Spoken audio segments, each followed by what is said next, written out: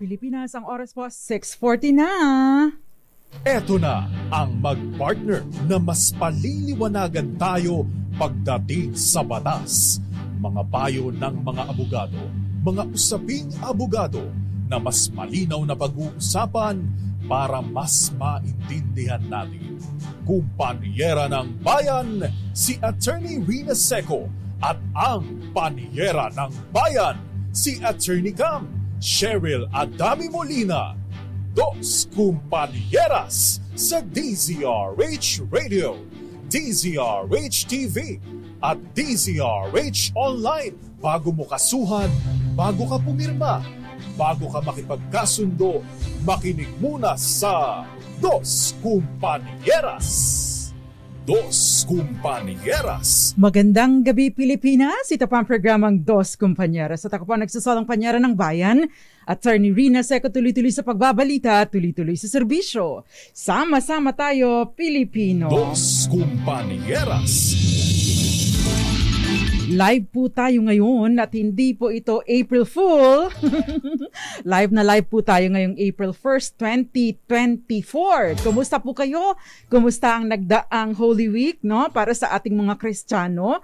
But of course, kahit hindi kayo Kristiyano, kung kayo ay nagtatrabaho dahil holiday po, medyo mahaba-haba po ang ating naging bakasyon. Dos Kumpanyeras. Aba, masaya po ang ating talakayan ngayon. Although, may malungkot na April Fool's, ano yun, merong prank. It's a prank pala, yung Klowa, ano? Tatalakayin po natin yan sa susunod na araw. Bukas, no? At on Wednesday, meron na din tayong nakaschedule tungkol sa Bitcoin naman. At yung mga, anong tawag doon, Gael Enriquez? Anyway, samahan niyo po ako hanggang 7:30 ng gabi. Masaya po ang ating talakayan, no? In time para sa April Fool's Day. Pero hindi po April Fool ang ating Dos Kumpanyeras tonight. Kakasama po ninyo ako ng live. Bagaman at 3 days in a row na nag-replay po tayo, no? Magandang gabi po muna. Ano ba? Gabi ba? Magandang tanghali po muna sa magandang hapon sa mga tagapanood natin dyan sa Dubai. Magandang hapon po sa inyong lahat.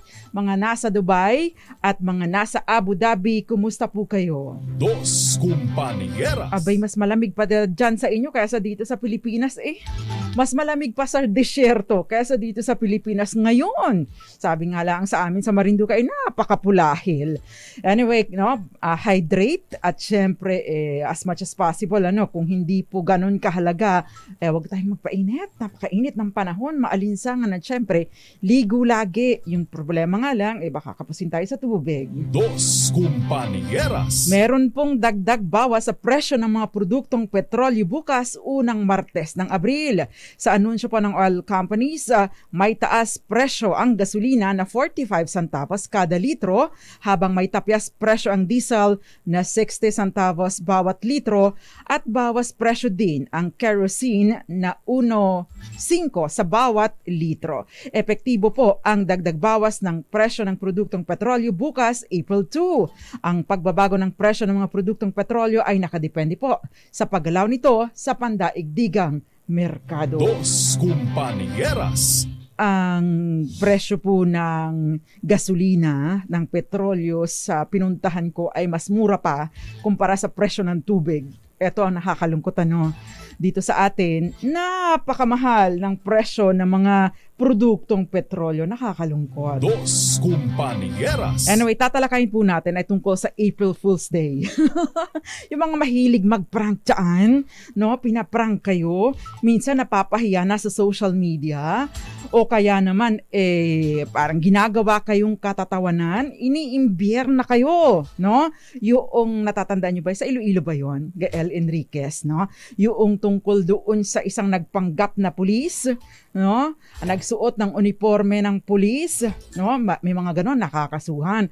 O kaya naman, Bamjo, kasi may exam. Oh, may bomba dyan sa eskwelahan nyo, ganun.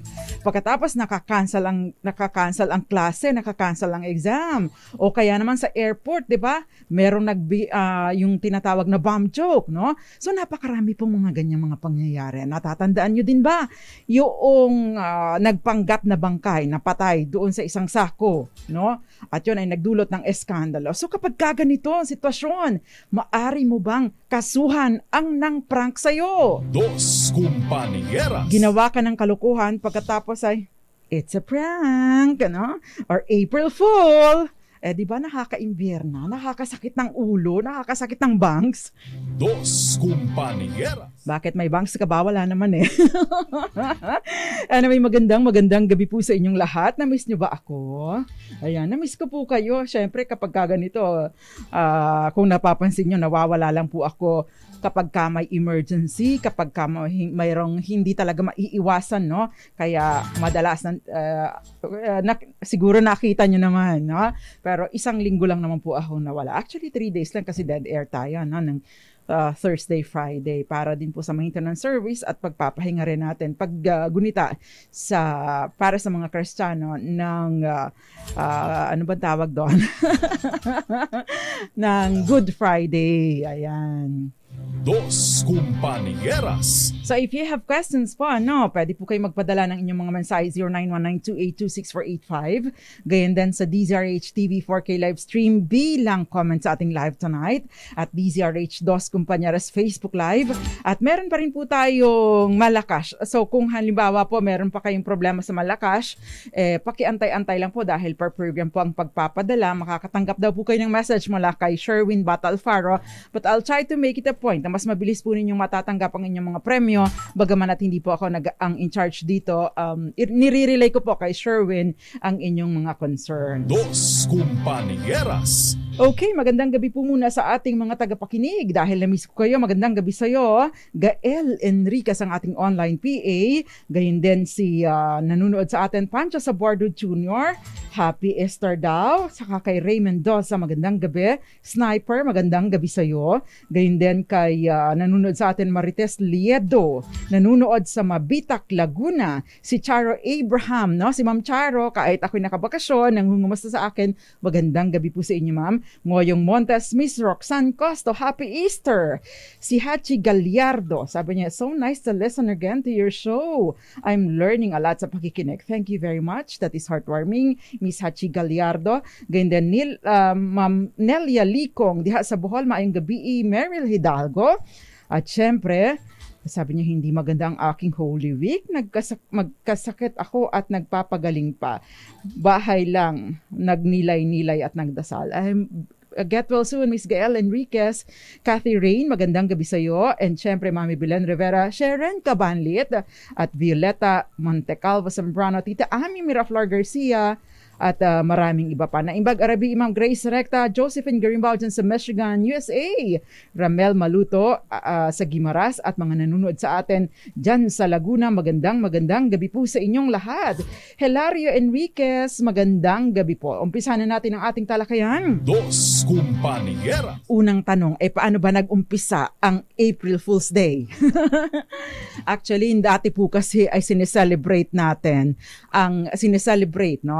sineselebrate po ang New Year kapag sinasabing 32nd of March. Wala namang 32nd. Ibig sabihin, April 1. No? Noon po yung sa Julian calendar. Pagkatapos, si Pope Gregory XIII, no?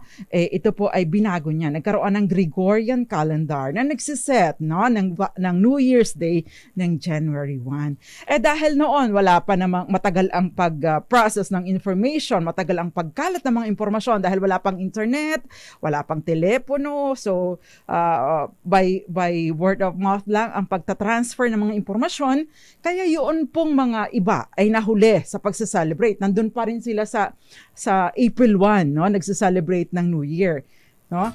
Kaya yung mga nagsa-celebrate ng January 1, pinagtatawanan po nila yung nagsa-celebrate ng New Year ng April 1st. Doon po nag-umpisa. Kaya ginawa po nilang katatawanan. No? Yung mga taong April 1 pa rin nag-celebrate ng New Year kahit pa sa gamit ang Gregorian calendar, January 1 na. Ayan. Dos Compañeras. Pagkatapos, sunod-sunod na, ayan yung nagpakalat na ng mga messages, ng mga sulat na pinapadeliver kung kanino, no? Sabi ng nakalagay sa sulat, make the full wonder. Di pinadala sa isang kaibigan, sabi niya, make the full wonder daw, pagbasa. Tapos pinaikot kung kanino. Walang tumanggap. Pagkatapos noon, syempre, at the end of the day, tinignan noong inutusan, kung anong nakalagay sa sulat dahil wala na siyang pagdalhan, nakalagay pala doon, make the full wonder. So, ibig sabihin, pakalat-kalat lang siya. Wala siyang destinasyon, naloko siya, kaya April Fool. Dos Compañeras. So, yun po ang pinaka-famous na pinagmulan noong April Fool's Day. Yan, yung April 1, no? So, yun. Anyway, sa marami pong pagkakataon nangyayari itong April Fool kahit hindi April 1st dahil usong-uso po ang it's a prank. Yung mga pranksters, yung mga nanloloko, no?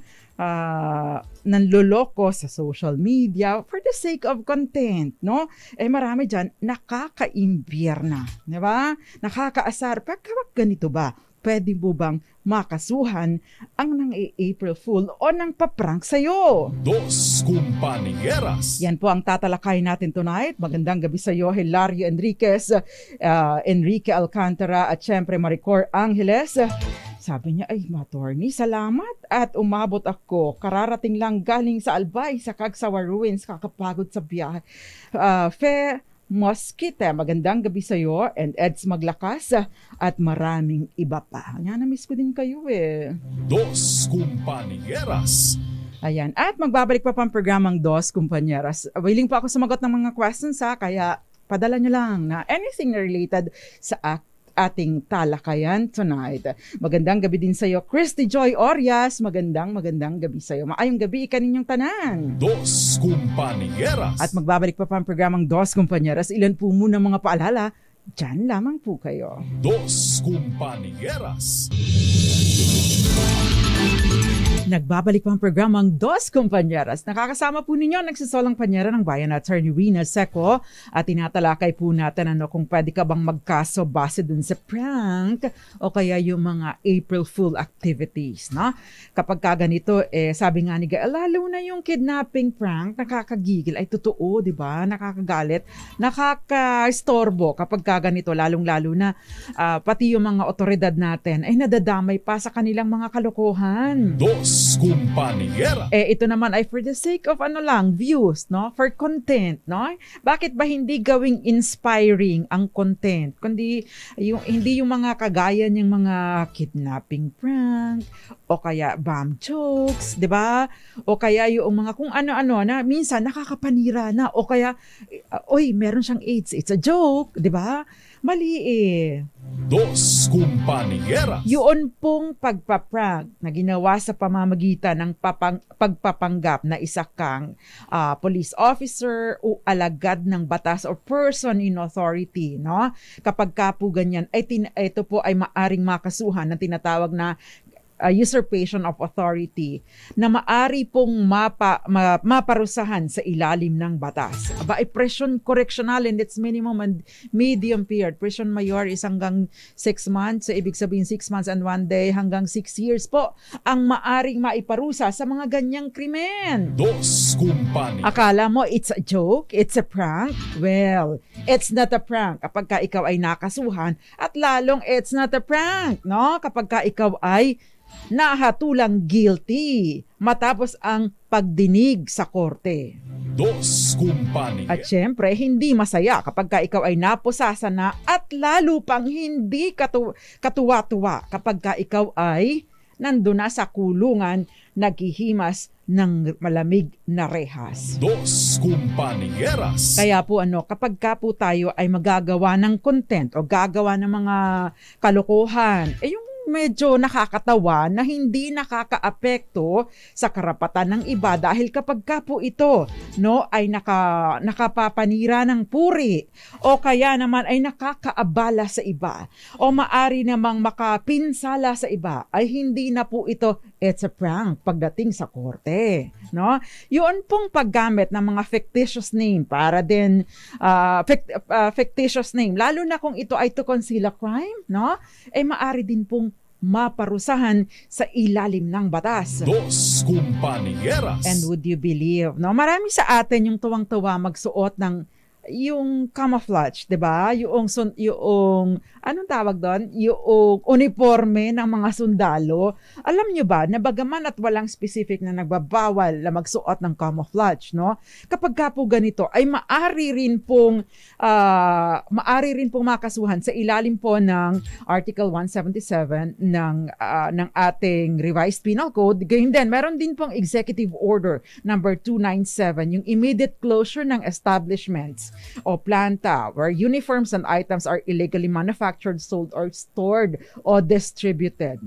So yung pong pagsusuot ng camouflage, meron na pong mga advisories dito na iniiwasan ito dahil nga po nakakaabala doon sa legitimate na operasyon ng ating mga militar o ng ating kapulisan. Kaya po ipinagbabawal pa rin po ito ng batas. Dos Compañeras. So yun pong bawal sa pagsusuot ng mga military fatigue, camouflage uniforms, and other similar outfits. So maari po itong mag-fall doon sa usurpation of authority or official functions na may parusa po sa Revised Penal Code at yung pagbebenta ng mga items na ganito para masuot ng iba ay maari pong kung ito ang inyong negosyo ay maari po itong ipasara sa ilalim po ng batas. Dos Compañeras. Ay paano naman, attorney? Hindi po nagfo-fall sa kahit anumang krimen eh. Naasar lang ako, naimbier na ako, nagsuntukan ang 2 kong kilay. Kumunot po ang noo ko, ako po ay na-offend. Pero paano yan? Hindi naman po ako nasugatan. Yung damdamin ko lang ang nasaktan. Hindi po, meron pong marriage proposal sa akin. It's a prank pala. Pwede mo bang makasuhan ang gumawa nito sa'yo? Dos Compañeras. Yun pong mga gawain na annoying, na nakakaimbier, na nakakainis, nakakauyam, sa tawag sa amin sa Marinduque, nakakaiyamot, to the point na nanggigigil ka na pero wala kang magawa kundi ang magalit lang. Maari po itong makasuhan. Meron po tayo natawag na catch-all crime na tinatawag na unjust vexation. Yung talagang nakakainis, na hindi mo naman makasuhan sa ilalim ng anumang probisyon ng batas, maliban sa tinatawag na unjust vexation. Dos Compañeras. Siyempre, ito po ay mura lang. Mababa lang ang parusa, hanggang 30 days lang po. Ito yung pinakamatagal ng parusa is 30 days na pagkakulong o kaya naman ay hanggang 40,000 na multa, pero just the same, magkakaroon ng criminal record. Dos Compañeras. Paano naman, Ang tanong, attorney, ito yung mga ganito, yung tipong nagbiro, nagbiro ng kung ano, nagkaroon ng panic, o nagkaroon ng kaguluhan, natakot ang mga tao dahil sa bomb joke, kapag ka po ganito, iba pong usapin yung bomb joke, iba rin pong usapin yung alarm and scandal. Halimbawa, yun pong, hindi po yun na April Fool, Halimbawa, yun pong pumasok sa sako at nagpanggap na isa siyang bangkay, natagpuan sa kung saang lugar. Yun pala ay it's a prank, yun po ay maari din pong pag-ugatan ng kaso, tinatawag na alarm and scandal. Dos Compañeras. Natatandaan po ninyo yung uminom ng soda, uminom at nagpanggap na umiinom ng, ang tawag doon, ng gasolina, pagkatapos kumisay-kisay, nagngisay sa daan, sa kalye, tapos yung mga gasoline boy, syempre nataranta, tumawag ng pulis, tumawag ng ang tawag doon, ng ambulansya, yun po ay maaring pumasok doon sa alarm and scandal sa ilalim po ng revised penal code. Dos Compañeras. Di ba nakakaabala, no? Paano kung halimbawa yan, traffic o halimbawa akala totoo tapos meron palang ibang nangangailangan ng ambulansya pero hindi nagamit dahil ikaw nanloko ka, nagkunyari ka ng kung anuman na ikaw nangingisay na doon, ay wag po nating gagawin ang mga ganito. Kung halimbawa mapagbiro po kayo, merong mga bagay na pwedeng maging subject ng joke, pero as much as possible, hindi po dapat na maging subject ng joke ang tungkol sa kapansanan, tungkol sa kaligtasan, tungkol sa kamatayan, kasarian, kasal, at krimen. So yun, iiwasan po natin sa ating mga joke o pangpaprank. Dos Compañeras. Siyempre, yung discrimination po, at the same time, halimbawa naman yung pagbibigay, it's a prank, ako si Rina Seco, no, halika, let's do this. It's a prank, hindi pala si Rina Seco. Dos Compañeras. Of course, iba pong usapin kapag identity theft na ang pinag-uusapan. 'Di ba? Paano naman kapag prank sa social media, no? Ginawa po ang tawag doon, gumawa po ng joke video for content sa kanyang vlog o sa kanyang ano bang tawag doon, sa kanyang YouTube page o sa kanyang TikTok. Napahiya ka. Ano ngayon ang pwede mong gawin? Maari pong makasuhan ng isang taong naglabas ng prank na ito sa social media na nagdulot ng kahihiyan, no? Katatawanan o panganib sa isang tao. Pwede po itong makasuhan ng cyber libel. So take note yung mga mahihilig dyan na it's a prank. Hindi po ginagawang katatawanan ang mga ito. Dos Compañeras. Si Gael, sabi niya, nasampulan nga yung babae sa bomb joke. Ayun, nagbakasyon, no? Na naghihimas ng rehas. Magandang gabi sa'yo. Sabi, April, Sabi niya, magandang gabi sa'yo, Christy Joy Arias. Walang April Fools yan. Sabi niya, pretty as always. Okay, magandang gabi sa classmate ko po ito sa law school, si Christy Joy Arias. Magandang gabi sa'yo. Ma'am Hilaria Pagnuran, magandang gabi. Happy Easter din po sa inyo. At syempre, Odette Oxales, Divina Dina Cadiena, at maraming iba pang nanunood sa atin tonight. Dos Compañeras. Yung iba po na hindi naman pa nananalo sa DZRH Dos Compañeras Malakas promo, babatiin na lang muna natin. Baka sa ibang pagkakataon ay manalo kayo. Kat, magandang gabi, sabi niya. Ay, Miss Panyera, Janice Paningbatan, Gina Alonso, Charo Abraham, Josefina Fajardo, Emil Cairlan, Sofia Kate, and then Meryl Hidalgo, Jonas King. Ito si Joyce Anguarin, Grace Recta, si Rain Santos, ganyan din si Charity Cano, Erlinda Gonzalez, Joel Anjales, Caranto Luna, Cherry Balbon, Wilfredo Sinense, si Lalaine Paloma at James Ryan Paloma, ganyan din si Cherry Angustia, Luisa May. Napakarami po, sorry, hindi ko na mabasa. Ito po, hindi ko po matapos ang mga messages ninyo. Wala pong katapusan. Anyway, magandang gabi po sa inyo. Nasaan man kayong lugar. Good morning, good afternoon, good evening, and good night. Dos Compañeras. Eto, paano naman, kagaya ng sinasabi ni Bert, ang sabi niya, kung may sakit sa puso ang na-prank at namatay dahil sa galit o pagkabigla, kawawa. Kung kawawa ka, prankster ka. Okay, kapag kaganito, ginulat mo, no? Ginawan mo ng joke at dinamdam niya ng gusto na nakaapekto, no? Namatay o na-ospital, maaari ka bang makasuhan dahil dito? Dos Compañeras. Aba, meron pong sinasabi sa batas yung tinatawag natin na daños perwisyo. Kapag ikaw, hindi naman talaga nagfo-fall sa anumang krimen, pero nagdulot po ito ng pinsala sa ibang tao, maari kang managot, no? Maari kang managot sa nasabing pinsala. Sa paanong paraan hindi mo ikakakulong, pero mananagot ka sa daños perwisyo. Dos Compañeras. Kaya nga po, hinay-hinay dahil hindi naman nakikita ang sakit sa puso, hindi naman nakikita ang mga ganitong karamdaman, kaya hinay-hinay sa pagbibitaw ng joke at hinay-hinay sa panggugulat. Dos Compañeras. Ayan, ito yung question. Si Mary Grace, ang question niya, Attorney, ginagamit po ng K ng asawa ko ang apelido niya. Nagparekto din po sila ng marriage certificate na ginagamit nila sa bangko para po sa iba pang transaksyon. Pwede po ba silang makasuhan? Dos Compañeras. It's a prank ang kanyang marriage certificate. O, di ba?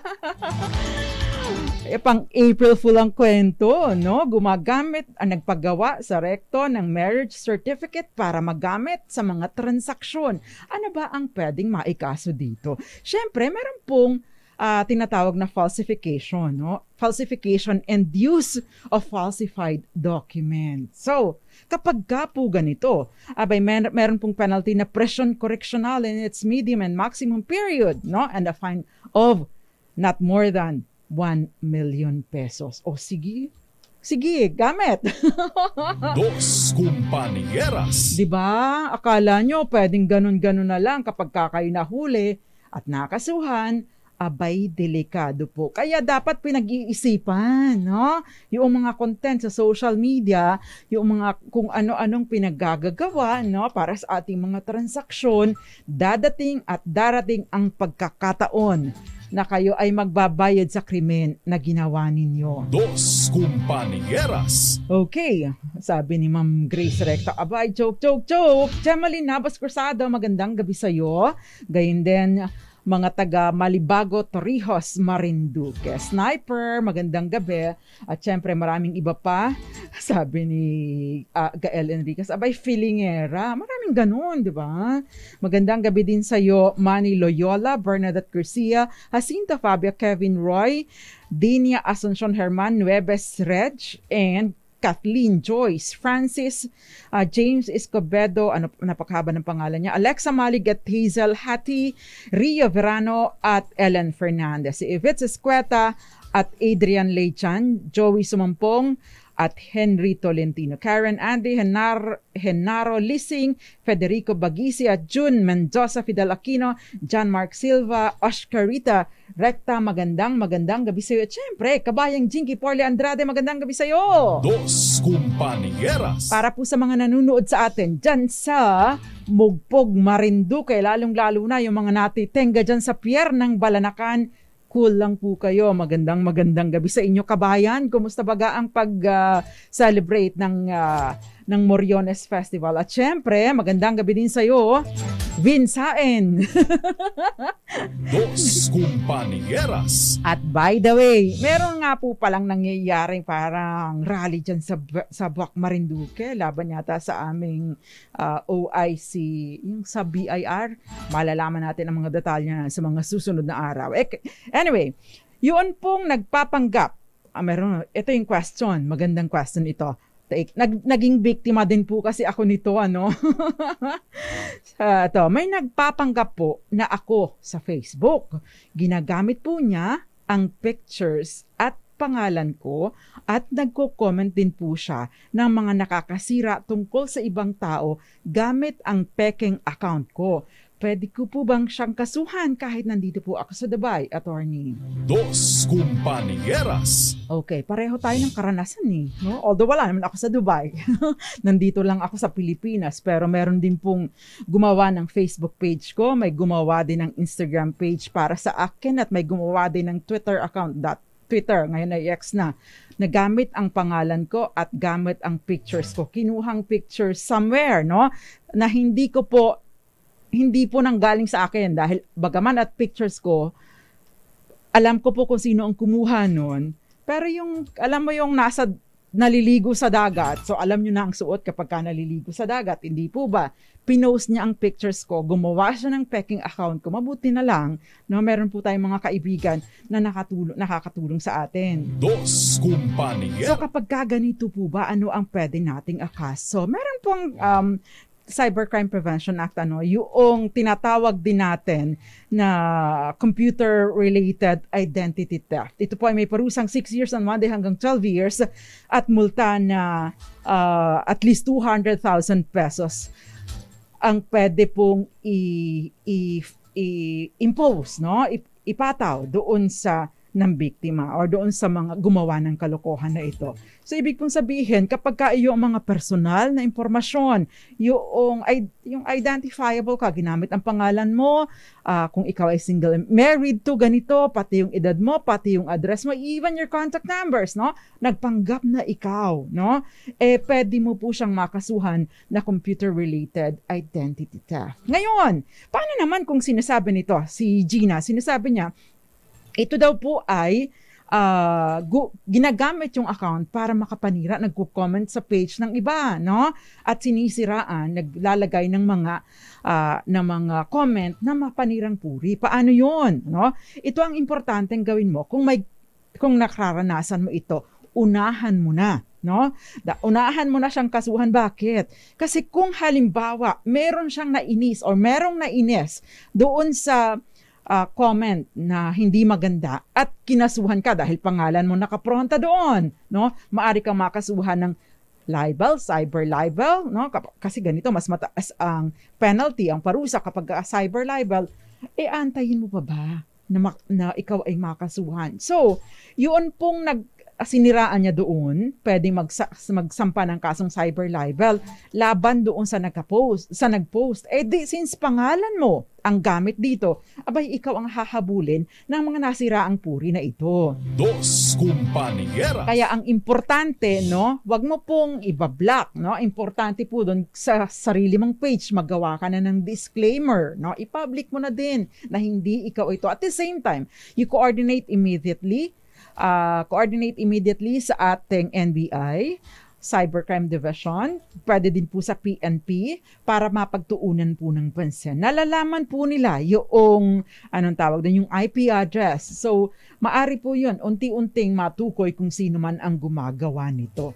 So, importante po, you act immediately para hindi po ikaw ang mabiktima palalo, no? Kapag ka nagkalit at nagkaso ang mga siniraang puri na ito. Dos Compañeras. Si Enrique Alcantara, sabi niya, paano po pag may nanining, may kaso ka daw. Okay, anong ibig sabihin nito? Yung tinatakot ka na may kaso ka daw, no? Kahit wala naman.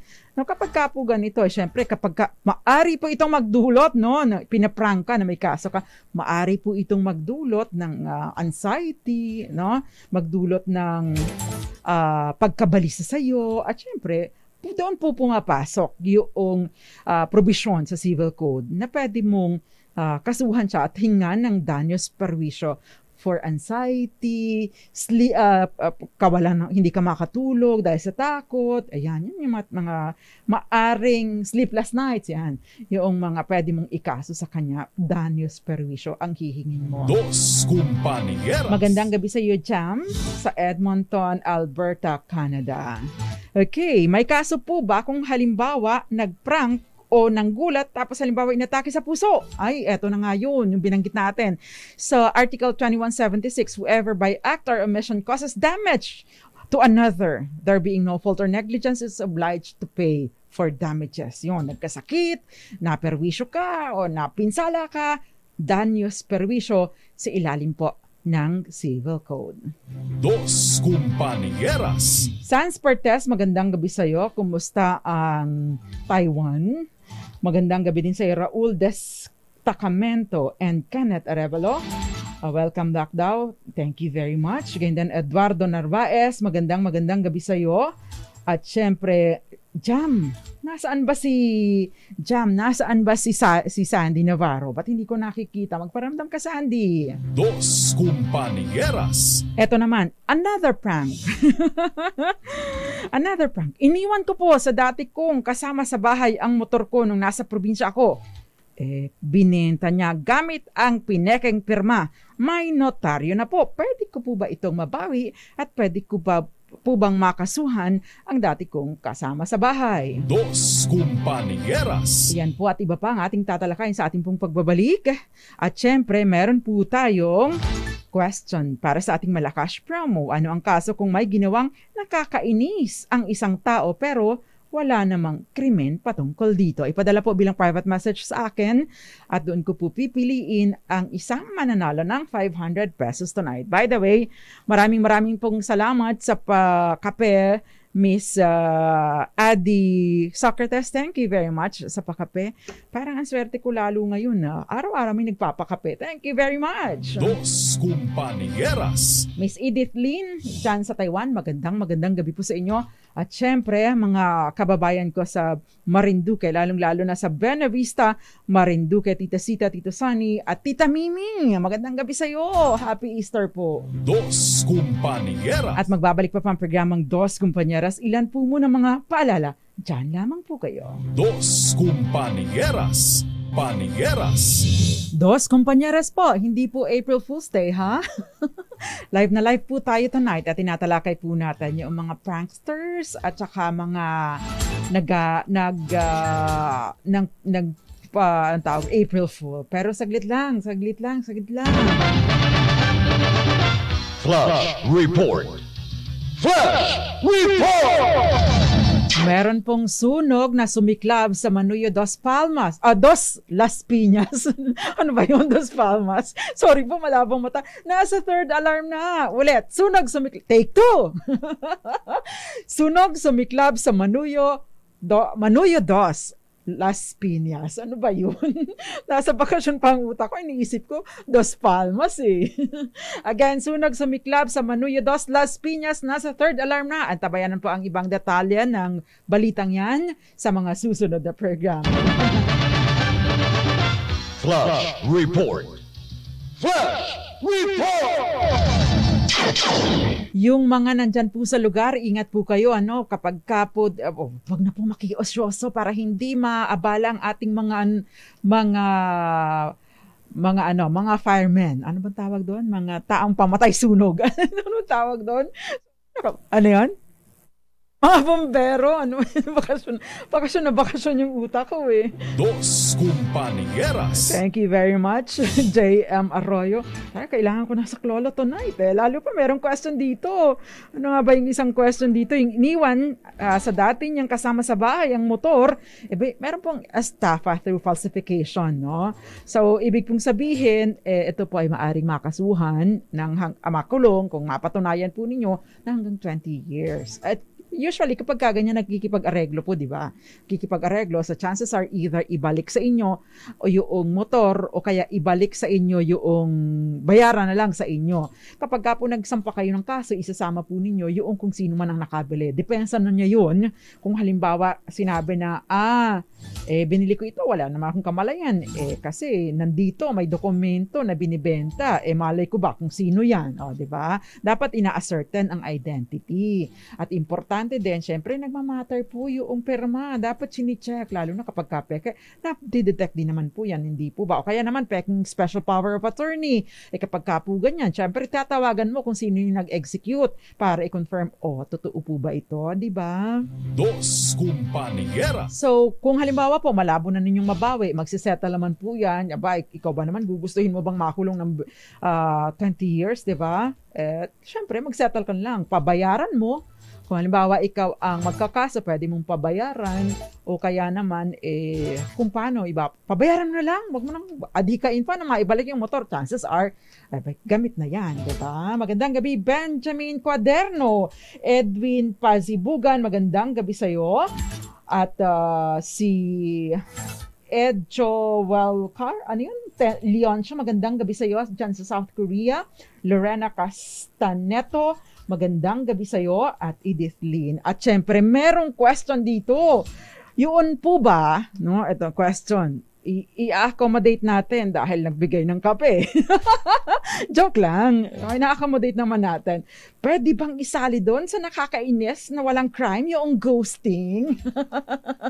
Yung ghosting. O sino bang naka-experience na nag-ghost na dito? Ano bang ibig sabihin ng ghosting? Ito ba ay tantamount to emotional abuse? Yung ghosting, yung kumbaga in a romantic relationship or wala naman kayong relationship, pero you're getting there. Tapos bigla kang ginost, ibig sabihin, bigla na lang naglahong parang bula na wala kayong, walang niho, niho, niha, wala, no? Wala nang paramdam, no? Parang si Sandy Navarro na, nagpaparamdam naman, parang multo, no? Paminsan-minsan, parang mas madalang pa sa multo sa Balete Drive. Pero ito talagang kinost ka, hindi na nagmulto sa'yo, hindi na nagparamdam. Pwede mo ba itong makasuhan? Actually, noon pong 2 years ago, no, natatandaan niyo ba si Arnulfo Teves? Yun pong nakasuhan, inaresto sa Timor-Leste ba yun? Now recently, dahil sa pagpatay daw, no, akusado po siya doon sa pagpatay sa isang somewhere in Negros, no? Ito po, meron siyang proposal dati, meron pa siyang bill na isinampa sa lower house, no, sa Congress, na ginagawang krimen ang ghosting, no? Ibig sabihin wala pong batas na nagpaparusa dito. Kasi naman po, hindi, sabi nga doon sa kasong Banak versus Guevara, no, na hindi mo maaring i-legislate ang matters of the heart. Hindi mo pwede siyang, hindi pwedeng maging basihan ng pagsasampa ng kaso yung mga pangyayari sa puso mo. Maliban na lang kung literal na may nangyari sa puso mo dahil ginulat ka at naapektuhan or inatake ka sa puso, ibang usapin po yun. Yung merong kaso for damages. Dos Compañeras. Lani Galay Irog, magandang gabi sa'yo. Magandang gabi sa'yo, aba. Nag-i-invite. Magandang gabi sa'yo. Itong ating mga itong ating mga Attorney Lani, magandang gabi sa'yo. Magandang gabi din sa'yo, Christy Joy Orias. Parang nagsusulputan ng mga dati kong kaklase sa law school, Dos Compañeras. Anyway, balikan po natin yung ating malakas question. Ano ang kaso kung may ginawang nakakainis ang isang tao pero wala namang krimen patungkol dito? Ang sagot po, unjust vexation. At ang ating winner tonight na mananalo ng munti ko nang masabi, 3,500 lang pala, mag-aabono pa ako. Ang mananalo tonight, congratulations sa iyo. Ang sagot niya, unjust vexation. At nakafollow din siya sa atin, Mars De Vera. Congratulations sa iyo. Mali. Ayan. Maraming salamat po. Yun pong hindi pa nanalo, wag po kayong mag-alala. May mga pagkakataon pa po tayong manalo dahil tuloy-tuloy lang po ang ating DZRH Malakas promo dahil po sa July 15, magsa-celebrate na tayo ng 85th anniversary. Maraming salamat po sa pagsama ninyo sa akin. Oo nga, may hangover pa ako ng bakasyon. Kaya nga po, pagpasensyahan niyo, kailangan ko talaga ng assistance. Imagine niyo, pati bombero nakalimutan ko. Pero bukas, tatalakayin po natin yung tungkol dun sa mga klowa na binawi dyan sa Boracay Island. At magbabalik po ako bukas, 6:30 hanggang 7:30 ng gabi, dito lang po sa programang Dos Compañeras. Nakasama ko po tonight ang ating technician si JM Arroyo, gayon din ang ating mga online PAs, si Gael Enriquez and late na Kenneth Arevalo. At lahat po ng mga nanonood sa atin, magandang gabi sa inyo. And syempre, maraming salamat po sa kape, Miss Adi. At hanggang bukas po, ako po nakasama ninyo, Attorney Rina Seco, tuloy-tuloy sa pagbabalita, tuloy-tuloy sa serbisyo. Sama-sama tayo, Pilipino. Dos Compañeras.